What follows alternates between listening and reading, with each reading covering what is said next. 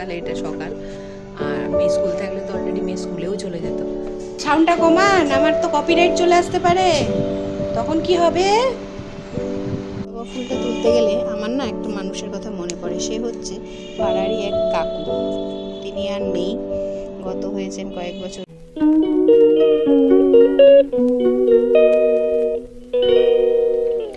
আবার কতগুলো এই ফুল ফুটেছে, পুজো দেব সবাই, এখন ওই জন্য তুলে নিচ্ছি। অনেকগুলো আজকে ফুটেছে, 5খানা, এই 3, এই যে 4 আর 5। লক্ষ্মী জবা ফুল এত ভালো, প্রচুর প্রচুর ফোটে প্রত্যেকদিন। আর এই দেখো কাঠঠোকরগুলো আস্তে আস্তে না গরম পড়তে শুরু করেছে না, নষ্ট হয়ে যাবে, ওই জন্য ঠাকুরের পায়ে দিয়ে দিই যতগুলো পারছি প্রতিদিন তুলে। আর আমার এই গাছটা দেখো, দেখেছো অ্যাগ্লোনিমার অবস্থা, গরমে ছায়ায় রেখেছি তারপরেও। জবা ফুলটা তুলতে গেলে আমার না একটা মানুষের কথা মনে পড়ে। সে হচ্ছে পাড়ারই এক কাকু। তিনি আর নেই, গত হয়েছেন কয়েক বছর হলো।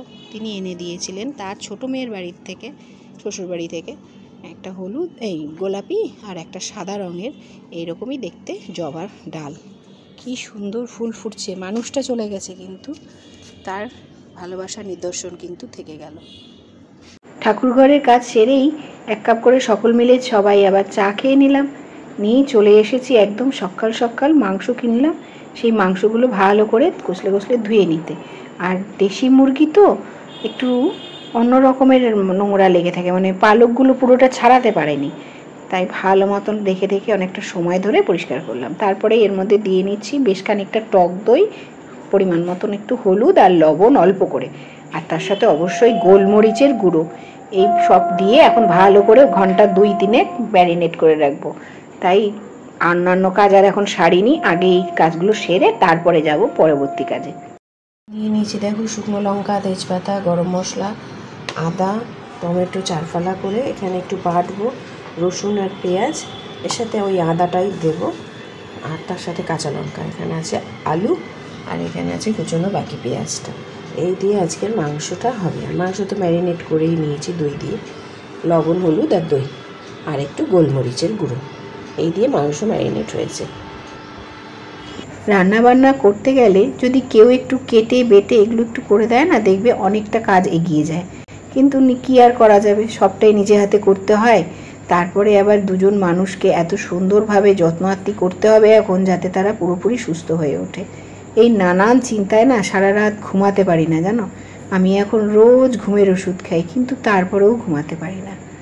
যাই হোক, মশলাপাতি কিছুটা করে রাখলাম পরবর্তী রান্নার, আর মাংসটাও ম্যারিনেট করে নিয়েছি, ওই কারণে এখন আর চিন্তা নেই, কিছুক্ষণ থাক এগুলো। আর এখানে এখন সকালের জলখাবারের জন্য ডালিয়ার খিচুড়ি করছি। ডালিয়া চাল ডালে, চাল তো নয়, ডালিয়া আর ডালে মিশিয়ে ধুয়ে নিলাম। আর কড়াইতে যেভাবে আমি এটা করি সেরকম ফোড়ন দেওয়ার পরে তেজপাতা, শুকনো লঙ্কা, একটু সাদা জিরে ফোড়ন দিয়ে মশলা দেওয়ার আগে সমস্ত সবজি দিয়ে দিই। ভাত বন্ধুরা, আশা করি তোমরা সকলেই ভালো আছো।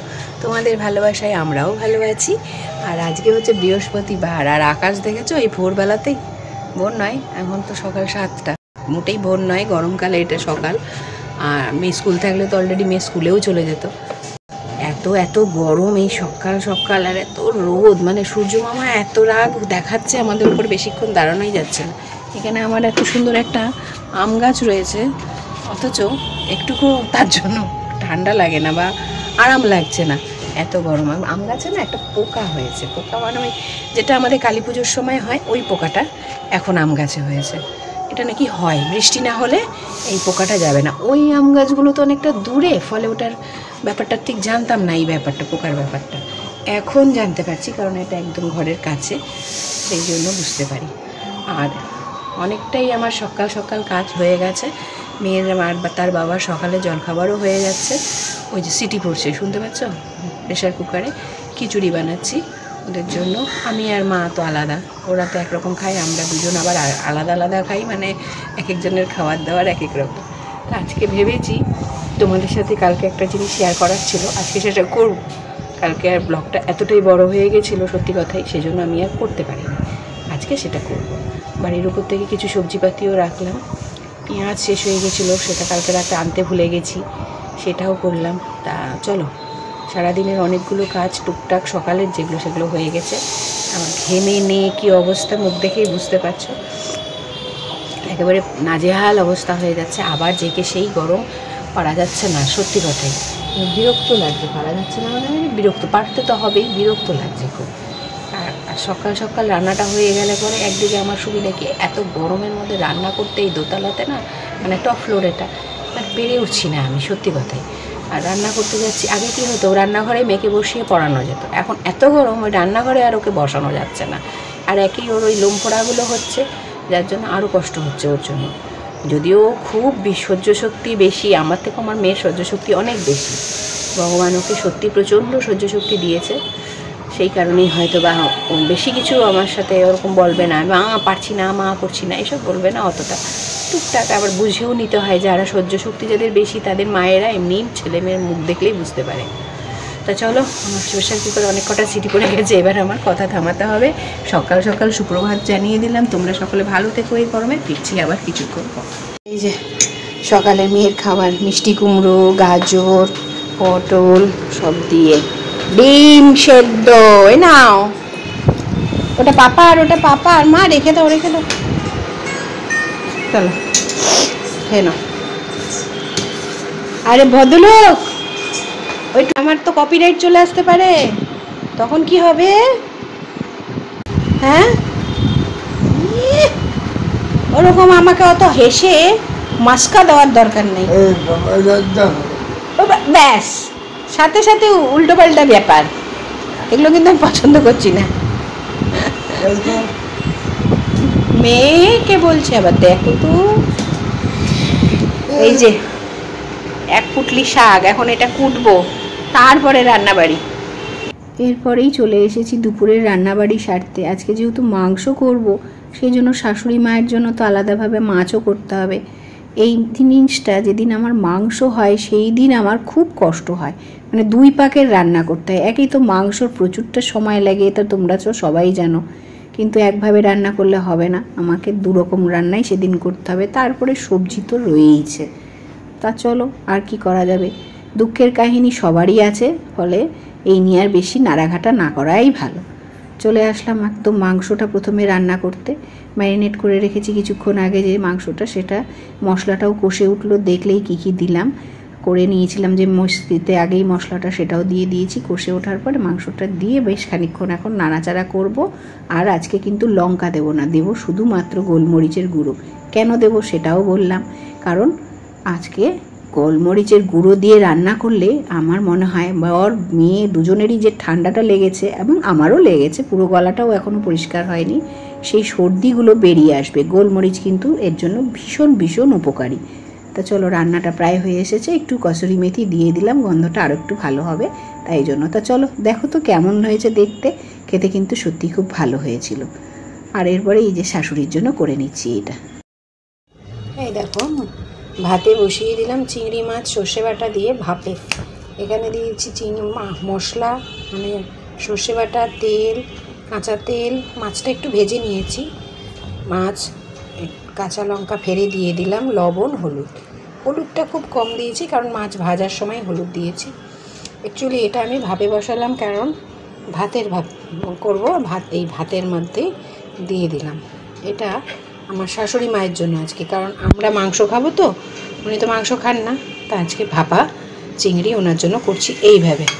এভাবে কিন্তু ভালোই হয়। এটা আমার মেয়ের টিফিন বক্স, ও যখন কেজিতে এসেতে পড়তো, জুনিয়র কেজিতে পড়তো, দাঁড়াও বাটিটা বের করতে হবে, নাহলে টিফিন বক্সটা আটকাতে পারবো না।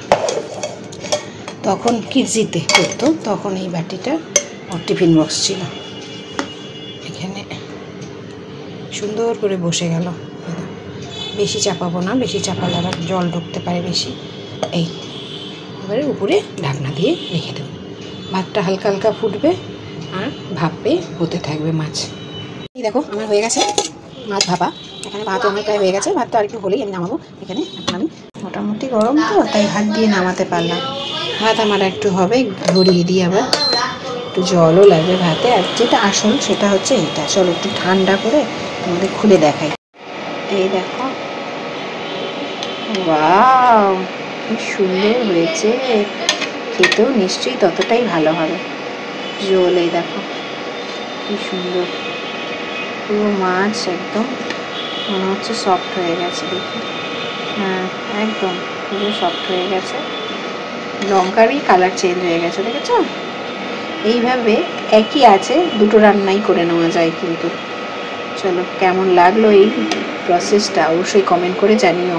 এখন এই ঘর ছেড়ে তারা অন্য ঘরে অধিষ্ঠিত হয়েছেন, এখন আমাকে এই দুপুরবেলায় আবার এই জিনিসগুলোকে গোছাতে হবে। দেখো একবার কি অবস্থা, কিভাবে মেসি করে রাখে সর্বক্ষণ, মেয়ে বাবা আর মা তিনজনে মিলেই করে। দেখো অবস্থাটা, এত তাপ বাইরে, আর আমার এগুলো দেখে না আরও গরম লাগছে। এখন সব পরিষ্কার করতে, দেখো অবস্থাটা দেখো, পিঠ চুলকানোটা সেটা এখানে, জলের বোতল এখানে, ফল খেয়েছে সেটা এখানে, এই চেয়ে টুলের উপরেই পড়ে আছে সব, যে যা ওটা তো মোটামুটি চলে গেছে উঠে, মানে এগুলো এখন সব আবার গোছাতে হবে। কি আর করব, করতে তো হবেই আমাকেই, উপায় নেই। এই যে আপাতত এরকম করলাম, আবার কিছুক্ষণ পরেই দেখবেন নেই এই পর্দাটাকে দিয়ে দিলাম, এত রোদ আসছে না। আর এটাও মোটামুটি হয়ে গেছে, পেপার তো মনে হচ্ছে যেন দলা মোচড়া করে ইস্ত্রি করে ফেলেছে কেউ বসে এর উপরে, এটাকেও জায়গা মতো সরাই। আজকের পেপার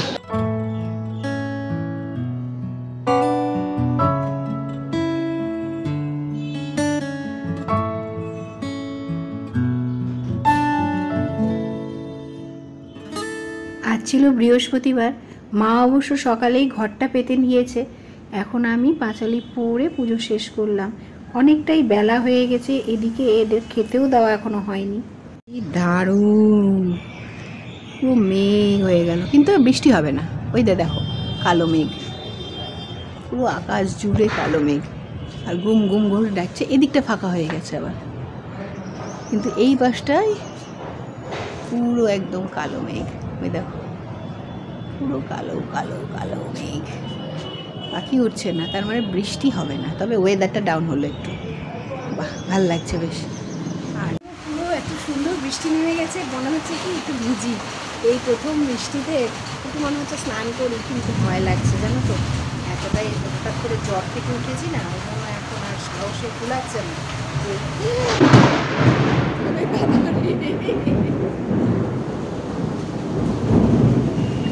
এই বাজটা পুরো বাজে ব্যাপার,